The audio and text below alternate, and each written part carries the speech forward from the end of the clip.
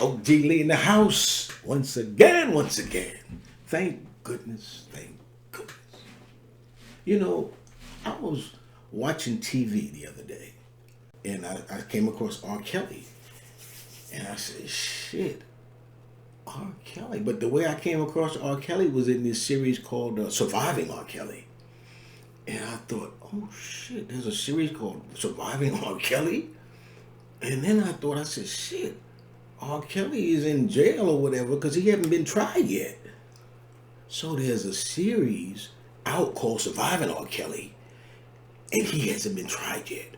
So I thought, okay, not that everybody would watch something like that. They're not a fool like me, but and I didn't watch that much of it. But from the part I saw or the parts I saw, the ladies or the girls was speaking on it affirmatively. So like it happened. So if you're watching this, it's like somebody's telling you something that happened, and so of course there's nothing on the other side, to rebut it or whatever. It's just coming across like this happened, and so I'm thinking now if people are watching this, and again not everybody watches this, but there are people who do watch it.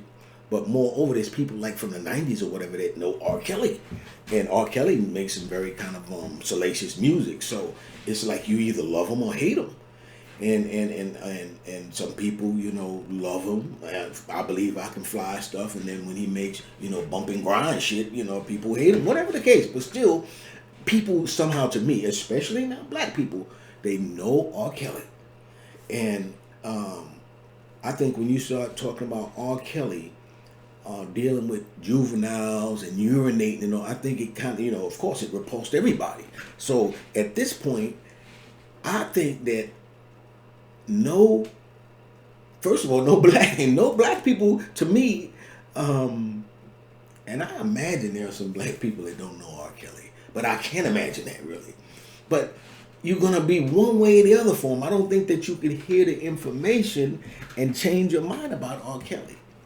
And I also think that I'm always, as I say, I want to give people the benefit of the doubt.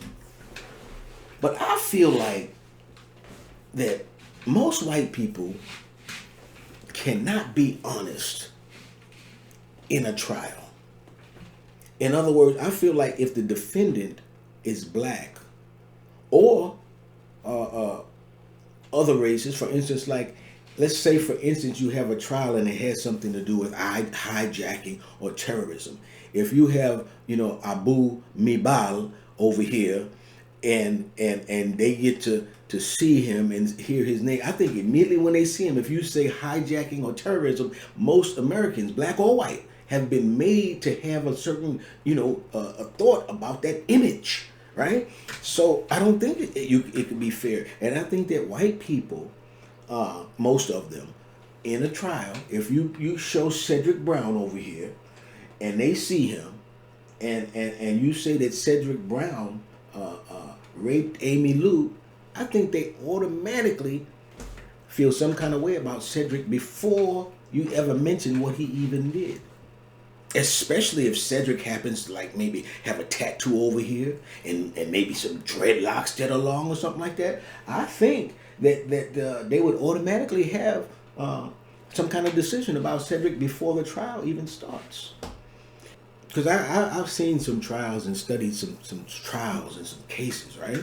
So they've got what you call a trial where the trial can go on with the defendant in what you call absentia. So the defendant is absent. Okay? So if that can occur, that means that there's no reason why, especially now, if the defendant is not going to be called to testify, there is no reason that you have to have the defendant present.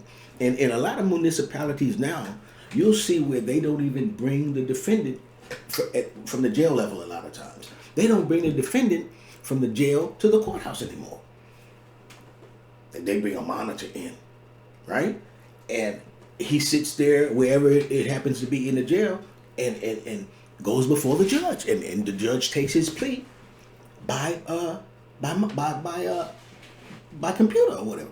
If that can happen, that means that any person can be tried and not have to be present in the trial. And there's no reason for you to know that my name is Abu Midal or that my name is Cedric Brown. Those things do not change the facts, right? And you don't have to see me. Why you need to see me? If you see me, I'm saying in America, a lot of times that goes against the defendant. It goes against the defendant a lot of times. And I just think if you have a trial, there is no reason that you need to see me.